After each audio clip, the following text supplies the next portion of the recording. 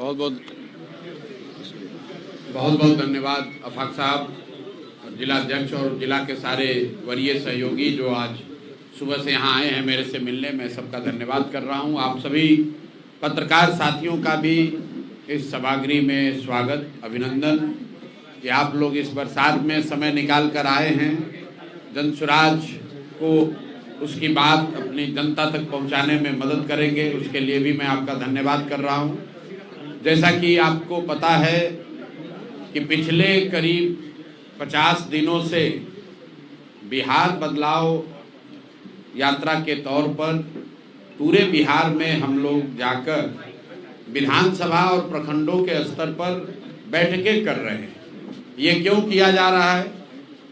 ये इसलिए किया जा रहा है कि आज से 2.5 बरस पहले जब मैंने आप ही के जिले पश्चिम चंपारण के भितिहरवा से पैदल चलना शुरू किया, तब करीब 2.5 बरस पैदल चल के हम लोगों ने जनसुराज के विचार, इसकी परिकल्पना, इस प्रयास के बारे में समाज को बताया। ये बताया कि बिहार में जो गरीबी है, जो अशिक्षा है, जो भ्रष्टाचार है, जो पलायन है, इन मुद्दों को समाज के लोग कैसे एक साथ आकर गांधी और बाबा साहब के आदर्शों पर चलकर कैसे वो इससे एक रास्ता निकाल सकते हैं। सिर्फ बिहार की समस्याओं को नहीं देखा, उस समस्या से निकलने का एक रास्ता भी समाज को बताने का प्रयास किया गया। उसी प्रयास का नतीजा है कि करीब करीब 5500 गांव में मैं खुद गया, पैदल चल कर गया, और उसके बाद 2.5 बरस में करीब 1 करोड़ लोगों ने ये तय किया कि बिहार में एक बेहतर और सशक्त ईमानदार विकल्प की जरूरत है। और 2 अक्टूबर 2024 को सब ने मिलकर एक दल बनाया जिसका नाम आप और हम जनसुराज के तौर पर जानते हैं। 2 अक्टूबर 2024 के बाद से करीब करीब 6 महीने हम लोगों ने उस दल का संगठनात्मक स्वरूप बनाने में लगाया है। आज मैं आपको यकीन से कह सकता हूं कि बिहार में राजनीतिक संगठन के तौर पर जनसुराज से बड़ा राजनीतिक संगठन कोई नहीं है। आपके पास विधायक मंत्री ज्यादा हो सकते हैं, आपके पास सांसद हो सकते हैं, लेकिन कार्यकर्ताओं और सदस्यों के तौर पर जनसुराज आज बिहार का सबसे बड़ा आउटफिट है। भाजपा का यहाँ दावा है कि उनके करीब करीब 70 लाख प्राथमिक सदस्य हैं। जनसुराज को 1 करोड़ लोगों ने मिलकर बनाया है, और बनाने के बाद हर महीना करीब करीब 3 से 3.5 लाख लोग बजाबता 10 रुपया पैसा देकर हर महीना जनसुराज की प्राथमिक सदस्यता लेते हैं।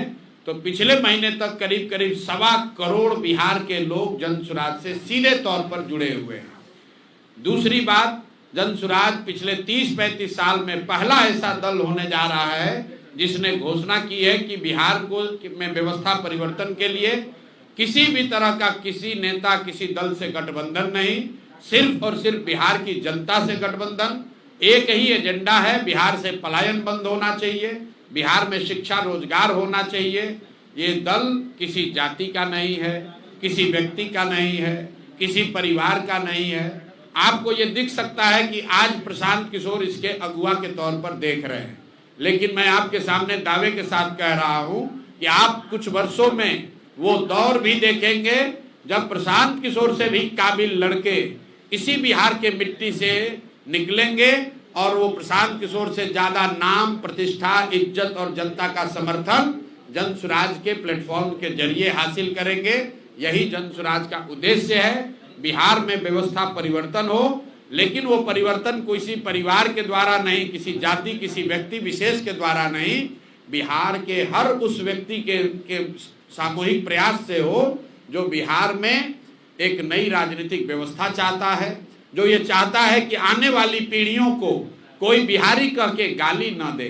हम लोग, आपने देखा होगा पिछले 2.5 बरस में मैंने बिहार में एक चीज प्रस्थापित करने की कोशिश की है कि किसी दल का, किसी व्यक्ति का, किसी नेता का नारा नहीं लगाना है।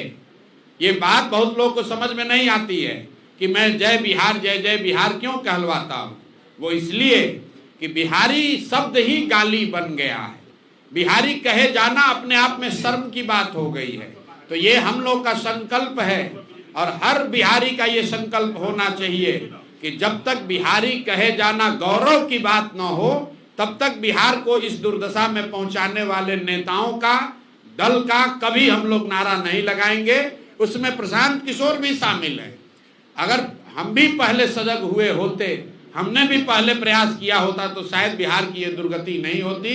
इसीलिए किसी व्यक्ति, किसी दल का नारा नहीं, सिर्फ और सिर्फ अपनी धरती, अपने इस मातृभूमि का नारा लगाते हैं हम लोग।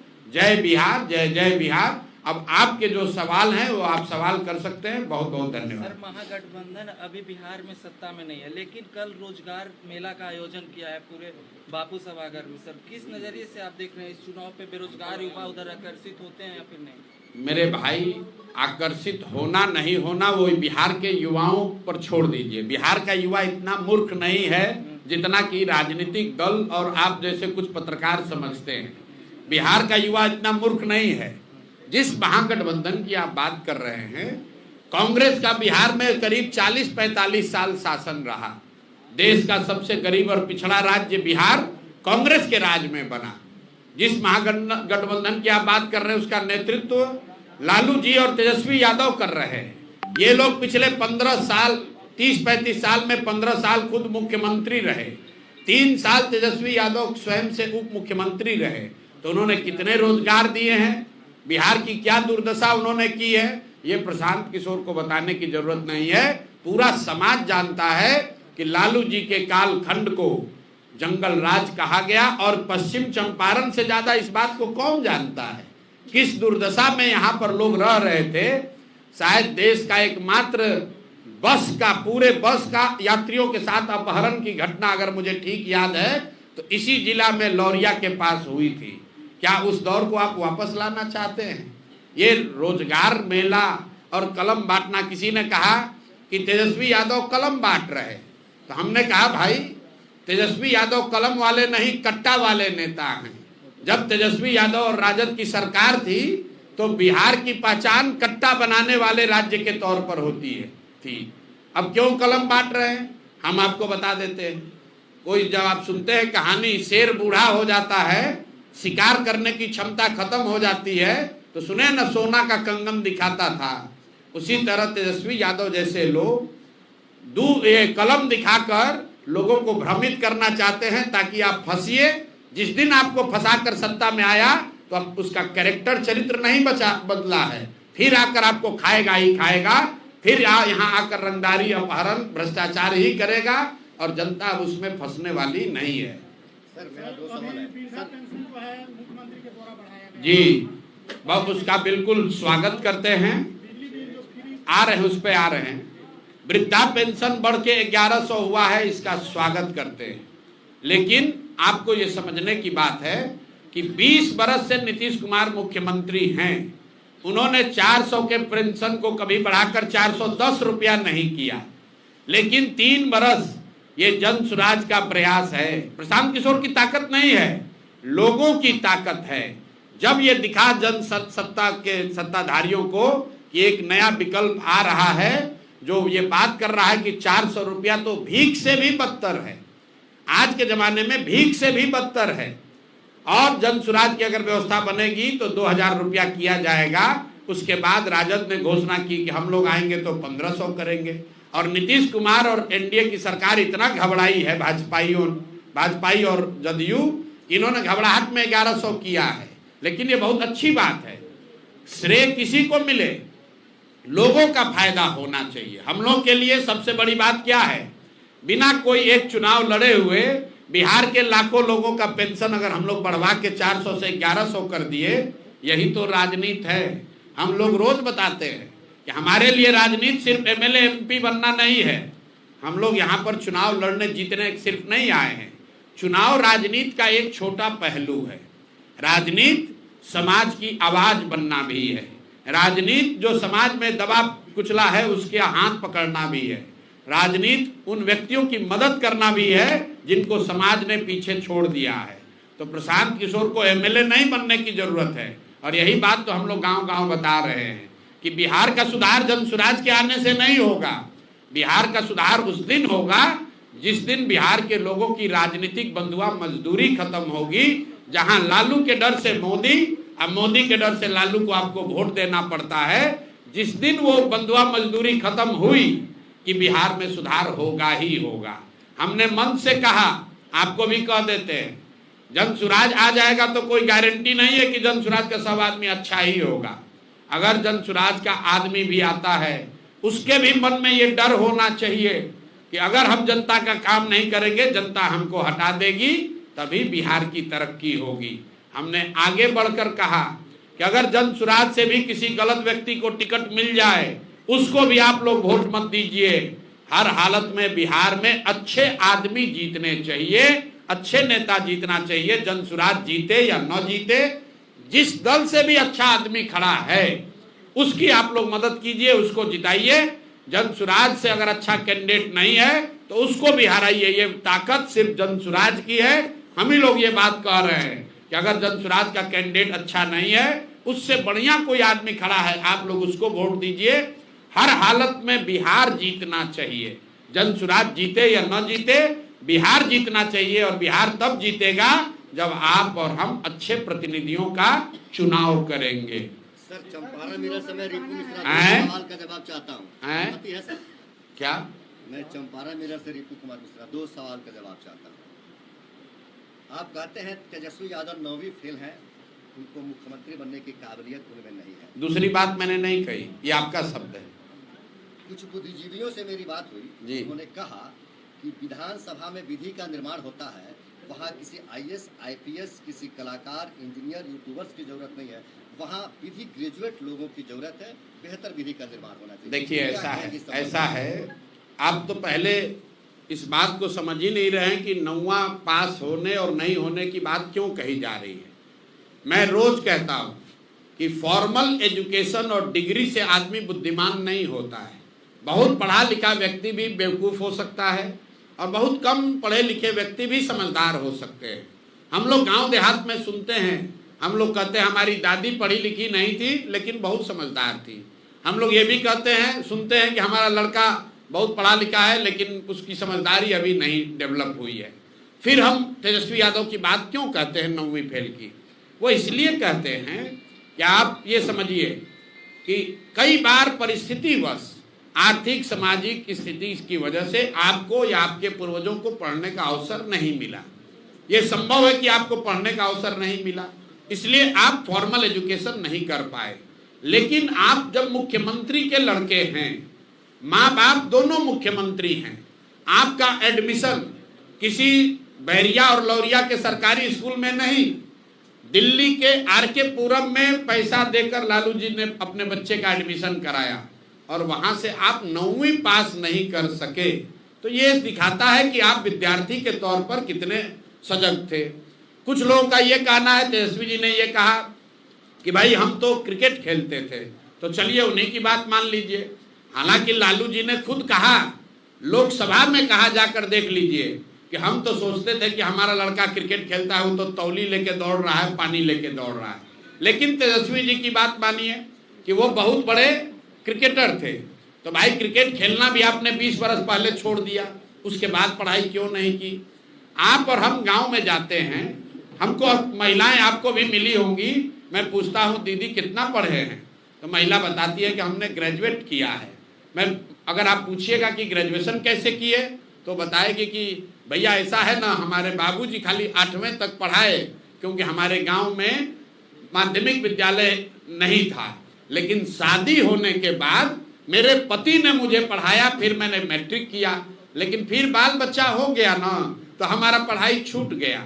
फिर 10 बरस जब बाल बच्चा बड़ा हुआ तो कॉरेस्पॉन्डेंस में भैया हमने नाम लिखाया, क्योंकि हमारे मन में था कि हमको ग्रेजुएट करना है।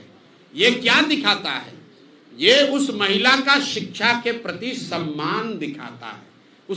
ये दिखाता है कि वो जानती है कि बिना सरस्वती के कृपा के जीवन में कुछ हासिल नहीं हो सकता है।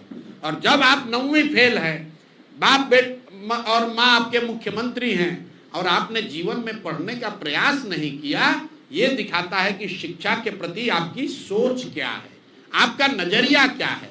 और वो बिहार के जैसे राज्य के लिए घातक है, क्योंकि बिहार का अगर तरक्की होना है, अगर बिहार को इसका गौरवशाली इतिहास वापस आना है, तो ध्यान रखिए बिहार कभी सीमेंट फैक्ट्री बनाने का केंद्र नहीं बन सकता है। बिहार छड़ बनाकर ज्ञान की भूमि नहीं बन सकता है। बिहार का गौरवशाली इतिहास तभी वापस आएगा जब फिर से यहाँ इसको ज्ञान की भूमि बनाई जाएगी।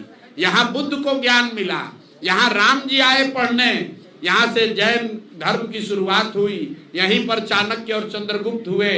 ये सब ज्ञान के द्योतक हैं। यहाँ हम लोग नालंदा विश्वविद्यालय की बात करते हैं, हम लोग विक्रमशिला की बात करते हैं। हम लोग ये नहीं कहते हैं कि हम लोग का बिहार का बहुत गौरव था, यहाँ सीमेंट बनाने का फैक्ट्री था।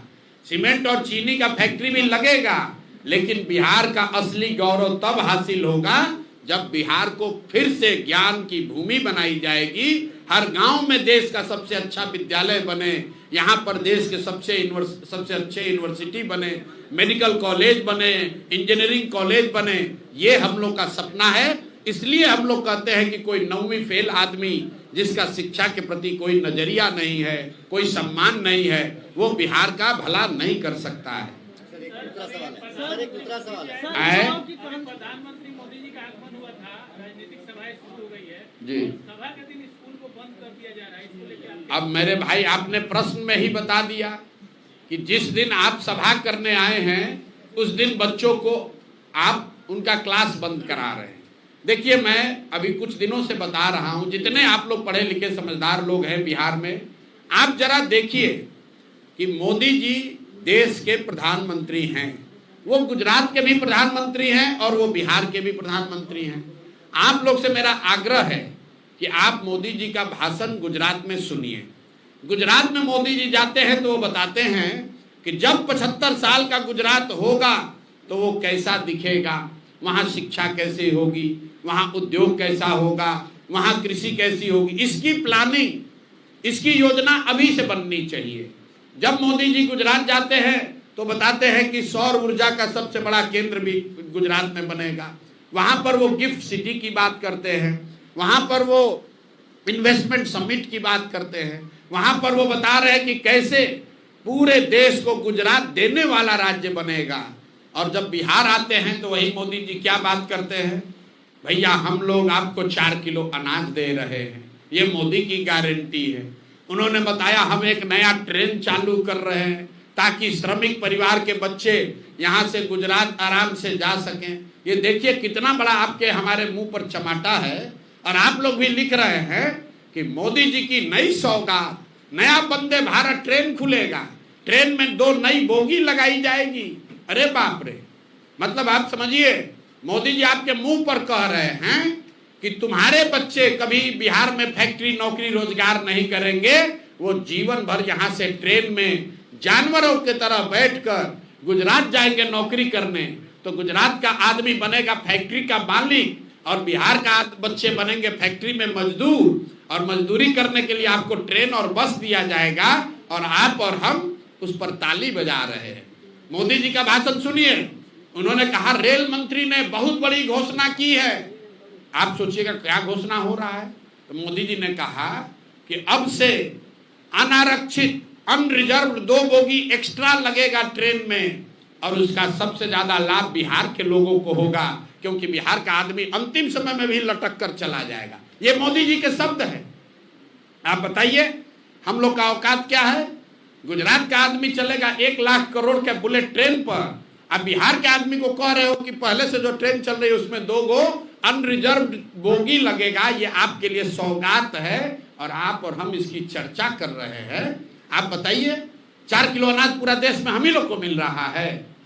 भाई 80 करोड़ लोगों को 5 किलो अनाज देने की योजना चल रही है, लेकिन मोदी जी का भाषण हमको आप सुनाइए। मैं चुनौती दे रहा हूं, कभी गुजरात में मोदी जी ने अगर ये कहा हो कि तुमको 5 किलो अनाज दे रहे हैं इसलिए वोट दो, लेकिन बिहार में आकर मोदी जी कहते हैं कि आपको 5 किलो अनाज मिल रहा है। बिहार में आते कहते हैं कुर्मी मेरा परिवार है, कुशवाहा मेरा परिवार है, यादव मेरा परिवार है, पंडित मेरा परिवार है। कौन जातिवाद फैला रहा है? आप कह रहे हो कि लालू यादव जातिवाद कर रहे हैं, लालू यादव अकेले कर रहे हैं।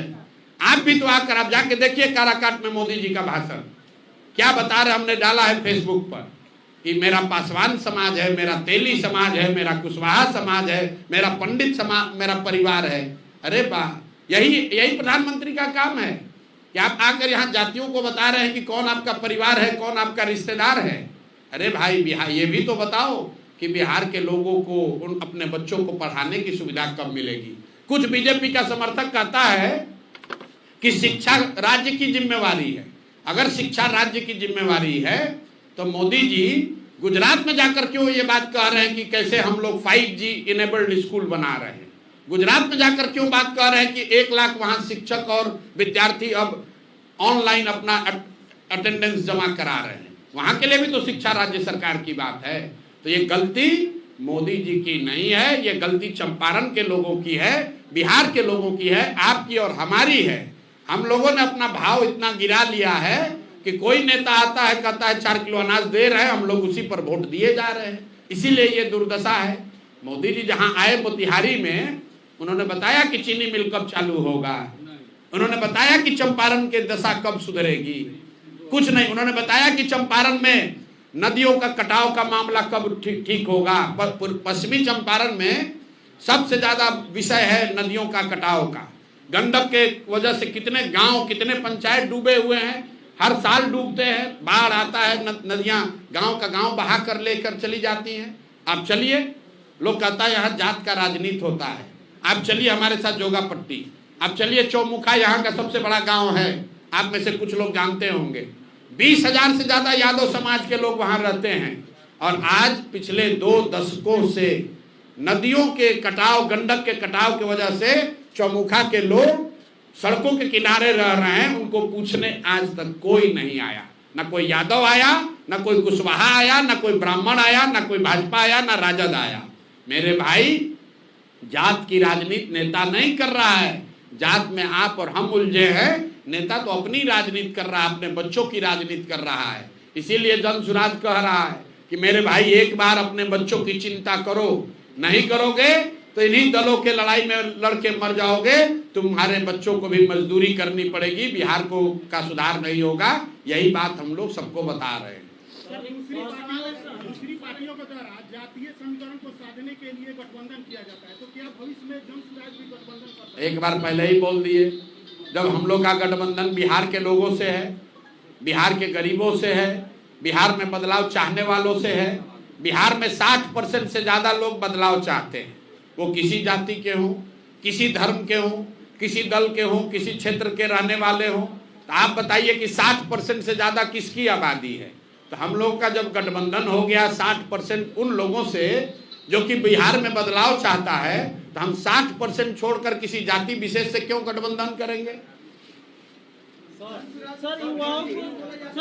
सर युवाओं को पार्टी में मतलब सर युवा लोगों को जब टिकट का बात आता है तो किसी भी पार्टी में 5% युवा को भी टिकट नहीं मिल पाता है। जबकि क्रांति का बात होता है, जन सैलाब का बात होता है, रैली का बात होता है, तो युवाओं को खड़ा करा दिया जाता है। इस बार 2025 में जन सुराज पार्टी से कितने % युवाओं को सर टिकट? कोई युवा का रिजर्वेशन नहीं है। बिहार में जन सुराज से काबिल लोगों को, सही लोगों को टिकट मिलेगा। वो आदमी युवा हो या बुजुर्ग हो, महिला हो या पुरुष हो, हम लोग काबिल लोगों को आगे बढ़ाना चाहते हैं। और मैं ऐसा समझता हूं कि युवाओं को यहाँ टिकट पाने के लिए रिजर्वेशन की जरूरत नहीं है। सिर्फ इस बात की जरूरत है कि पैसे और जाति के आधार पर उनके पिताजी क्या करते हैं, इस आधार पर उनके साथ डिस्क्रिमिनेशन न हो। क्योंकि बिहार में पिछले 30 वर्ष में सिर्फ और सिर्फ 1250 परिवार के लोग ही MP विधायक बने हैं। इस बात को याद रखिए। सभी दलों में 30 वर्ष में जो भी विधायक बना, मंत्री बना, सांसद बना, वो सिर्फ 1250 परिवार के लोग ही बने हैं। हम लोग को लगता है कि खाली लालू जी का एक परिवारवाद है, ऐसी बात नहीं है। हर जगह परिवारवाद है। हर क्षेत्र में 4-5 परिवार हैं, वही घूम फिर के राजनीति करते हैं, उन्हीं के बच्चे सांसद विधायक बनते हैं। उसी को तोड़ने के अभियान का नाम है जन सुराज। क्योंकि यहाँ पर आपके बाबूजी विधायक हैं कि नहीं, इसका कोई चिंता नहीं है। आपके पास पैसा कितना है, इसकी चिंता नहीं है। लेकिन अगर बिहार को सुधारने का जज्बा है, काबिलियत है, तो आपको जन सुराज में जगह मिलेगी और जन सुराज आपकी मदद भी करेगा। इसीलिए आप देख रहे हैं कि इतनी बड़ी संख्या में लोग जन सुराज से जुड़ रहे हैं।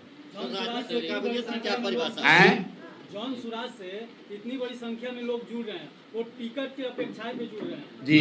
तो अभी तक जॉन सुराज जो है टिकट का कोई क्लियरेंस नहीं किया है और इतनी बड़ी संख्या में लोग जुड़ते जा रहे हैं।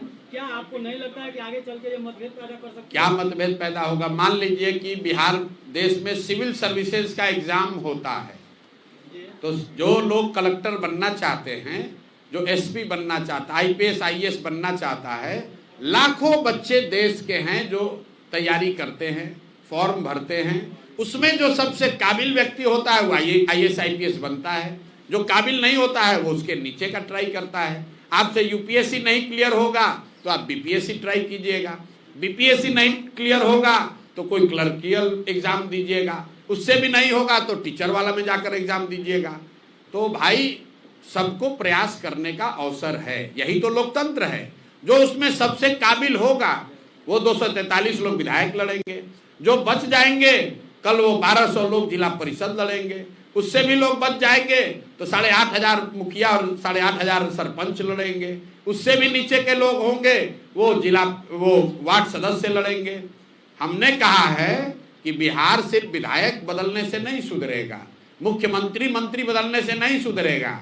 बिहार तब सुधरेगा जब 5-7 हजार अच्छे लोग मुखिया बनेंगे, जब 20-25-50 हजार लोग अच्छे लोग वार्ड सदस्य बनेंगे।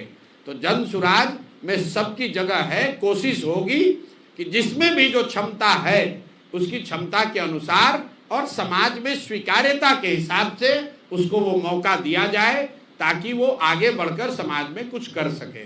राजनीति में काबिलियत की क्या परिभाषा है? काबिलियत का परिभाषा ये है जिसके साथ जनता खड़ी है वो काबिल है। सर, माई बहन योजना का फॉर्म भरवाया जा रहा है महिलाओं से। माई बहन योजना का फॉर्म जो है महिलाओं से भरवाया जा रहा है। अच्छी बात है। तो जो महिला फार्म भर रही हैं उसको आप लोग भी बताइए कि माई बहन योजना लागू करने वाले दल जो हैं, पहले हैं तेजस्वी यादव।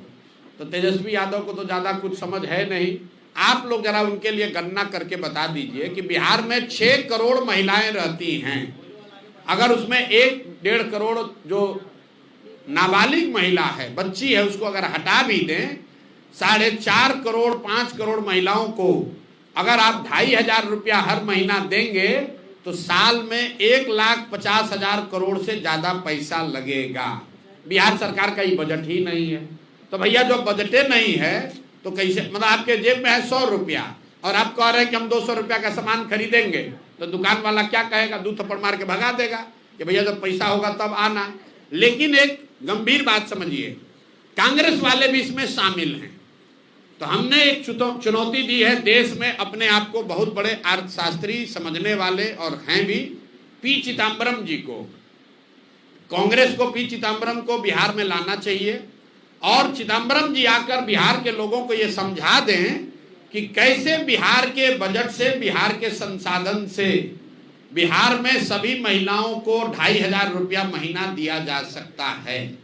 अगर पी चिदम्बरम इस बात को समझा देंगे तो मैं इसको सहर्ष स्वीकार कर लूंगा और माई बहन योजना का समर्थन भी करूंगा।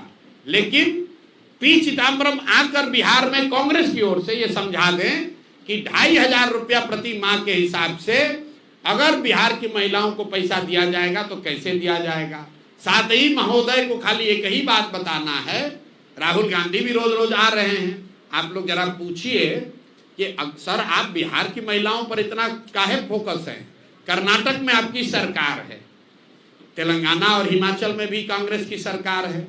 अगर आप इतना ही ज्ञानी हैं तो कर्नाटक, तेलंगाना और हिमाचल तीनों राज्य बिहार से ज्यादा धनी राज्य हैं, तो वहां पर महिलाओं को 2,500 रुपया आप क्यों नहीं दे रहे हो भाई? ये तो यक्ष प्रश्न है भाई। कर्नाटक में महिलाओं को 2,500 रुपया क्यों नहीं दिया जा रहा है? तेलंगाना में क्यों नहीं दे रहे हो? हिमाचल में क्यों नहीं दे रहे हो? बिहार में क्यों ये घोषणा कर रहे हो? बिहार में इसलिए कर रहे हो कि वही बात है, बूढ़ा शेर कंदम दिखाकर किसी को जाल में फंसाना चाहता है। क्योंकि बिहार का बजट है 3.25 लाख करोड़, उसमें योजनाओं के लिए उपलब्ध है 1 लाख करोड़ और भाई साहब लोग बता रहे हैं कि 1.5 लाख करोड़ रुपया हर साल महिलाओं को दे देंगे। आपने कांग्रेस का ऐड देखा होगा, विज्ञापन देखे होंगे, तो ऑलरेडी उसमें लिखा हुआ है जरूरतमंद महिला। जरा इसको आप लोग ध्यान नहीं दे रहे। ये कांग्रेस के लोग इतने बुर्बक नहीं हैं, 50 साल देश को टोपी पहना के शासन किया है। ऑलरेडी उस विज्ञापन में लिखा है जरूरतमंद महिलाओं को 2500 रुपया दिया जाएगा। तो पहले आपस में तय कर लो कि सभी महिला को दिया जाएगा, जरूरतमंद महिलाओं को दिया जाएगा। और अगर आप कह रहे हो जरूरतमंद, तो कौन है जरूरतमंद और कौन नहीं है जरूरतमंद, ये बता दो भाई। सर एक चीज है कल के यहाँ के स्थानीय सांसद जी ने आप पर एक लंबा लेख लिखा है। कौन? श्री संजय जायसवाल जी। अच्छा। और जिसमें उन्होंने आपको कहा है कि आप राजनीतिक व्यापारी हैं और पहली बार आप पे पर्सनल अटैक करते हुए कहा है कि आप दिन भर अच्छी बात करते हैं और रात को उदय सिंह जी के साथ बैठकर शराब पीते हैं। अरे बाप रे। अब बताइए, मतलब लोग कितने यहाँ बेवकूफ हैं कि अगर मान लीजिए कि किसी व्यक्ति के साथ बैठकर हम शराब पी रहे हैं, तो खुद ही बता रहे हैं कि हम लोग सरकार में इतने अक्षम हैं कि जानते हैं लेकिन इनको पकड़ नहीं पा रहे। कितना बेवकूफ है ये नहीं समझ पा रहा हूं मैं। अरे भाई, अपना बेवकूफी का मेडल खुद ही अपने सीने पे लगा रहे हो।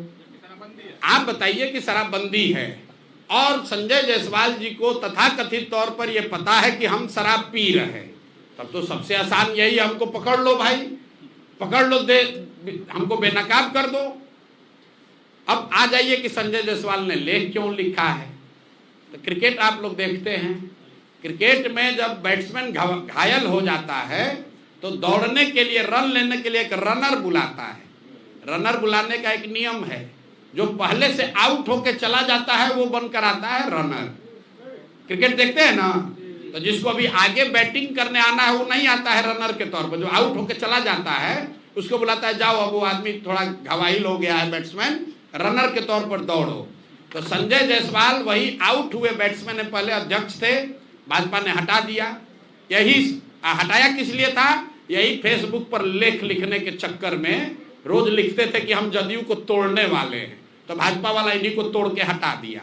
अब इनके जो बड़े भाई हैं दिलीप जायसवाल, राजनीतिक तौर पर बड़े भाई, उन पर अभी हुई है गोलाबारी, राजनीतिक गोलाबारी। अब बेचारे आहत होकर गिरे हुए हैं, 15 दिन से उनको जवाब नहीं सूझ रहा है। ये नहीं बता रहे हैं कि सिखों के कॉलेज को किशनगंज में कब्जा किए हो कि नहीं किए हो, इसका जवाब नहीं दिया। कह रहा है ऊपर भगवान है। भगवान आपके लिए तो हमारे लिए भी है, भगवान आपके लिए है तो उसके लिए भी है जिसका कॉलेज आप कब्जा किए हैं। तो इन लोगों ने अभी तक ये नहीं बताया कि दिलीप जायसवाल ने सिखों के कॉलेज को अवैध तौर पर कब्जा किया है कि नहीं किया है। इन लोगों ने ये नहीं बताया कि जो 2 महिला प्रेस के सामने आकर कह रही है कि दिलीप जायसवाल ने हमारे बच्चे राजेश, हमारे भाई, हमारे बच्चे का कत्ल कराया है, उस पर इन्होंने जवाब नहीं दिया। तो पीछे से ही रनर बनकर उतरे हैं दिलीप जायसवाल, संजय जायसवाल। तो भैया इनको क्रिकेट का नियम मालूम है कि जब बैट्समैन आउट होगा तो रनर को भी उसके साथ पवेलियन वापस जाना पड़ेगा। तो बेकार लपेटे में आ जाएंगे, ज्यादा उछलना नहीं चाहिए। फेसबुक पर लिखना जो है वो अपने नहीं लिखते होंगे, कोई अपने असिस्टेंट से लिखवाए होंगे, इतना उनको हिंदी का ज्ञान नहीं है कि उतना लिख पाए। और ज्यादा अगर उनको परेशानी हो रही है तब बेतिया में उनके कर्म और कुकर्मों की चर्चा हम पदयात्रा होते हुए बहुत सुने हैं उनके पेट्रोल पंप के बारे में, ये भी सुने हैं कि उनका यहाँ नर्सिंग होम कैसे चलता है और क्या होता है। तो ज्यादा ना उलझें, नहीं तो दिलीप जायसवाल का तो अभी जवाब दे नहीं पा रहे हैं, अब भी उलझ जाइएगा। तो अभी उनको हम छोड़ रहे हैं क्योंकि रनर हैं, अगर बैटिंग करने आ जाएंगे तो इनका उपाय कायदे से किया जाएगा। ये प्रशांत किशोर है, किसी से डरता नहीं है, इनके जैसा कितने आए और कितने गए।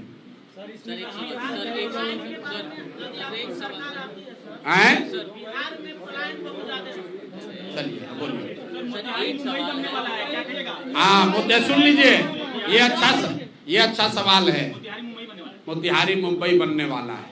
अब मोदी जी ने घोषणा की तो कैसे किया है, इसके पीछे आधार क्या है, जरा इसको ध्यान से सुनिए। मोतिहारी मुंबई बनेगा तो एम से मोतिहारी, एम से मुंबई। संथाल परगना सूरत बनेगा, एस से संथाल परगना, एस से सूरत। पटना पुणे बनेगा, पी से पटना पी से पुणे। तो भैया तुकबंदी करने के लिए जो समझ में आया वही बोल दिया। मोतिहारी मुंबई बनेगा, पटना पुणे बनेगा, संथाल परगना सूरत बनेगा, एस से संथाल परगना, एस से सूरत, पी से पटना पी से। तो किसी ने भाषण लिखने वाला कहा देखिए यही मिलान ठीक है, वरना पटना और पुणे का कोई लेना देना नहीं है।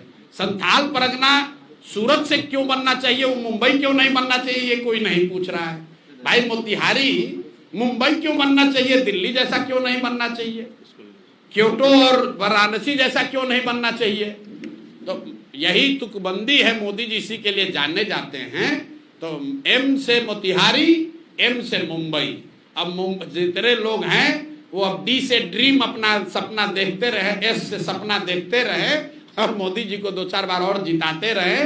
जैसे चीनी मिल चालू हो गया वैसे मुंबई बनने वाला है मोतिहारी, आप भी और हम भी जाएंगे। अब ये बताइए मुंबई के किनारे तो सागर है, सब बात तो ठीक है, यही हम भी कल से सोच रहे हैं कि मोदी जी समुद्र भी ले आएंगे क्या मोतिहारी के पास। अरे भाई उन्हीं लोग कहता है मोदी है तो मुमकिन है, तो ये भी संभव है कि मोदी जी समुद्र उठा कर ले आए मोतिहारी के पास और हम लोग वहां पर बीच पर घूमेंगे, बड़ा बढ़िया लगेगा। भाई जल्दी कीजिए, हम लोग भी चाहते हैं, वो हो जाएगा तो हम भी भाजपा का वोटर बन के भाजपा को वोट देंगे, हम भी एगो घर और खरीद के अपना मुंबई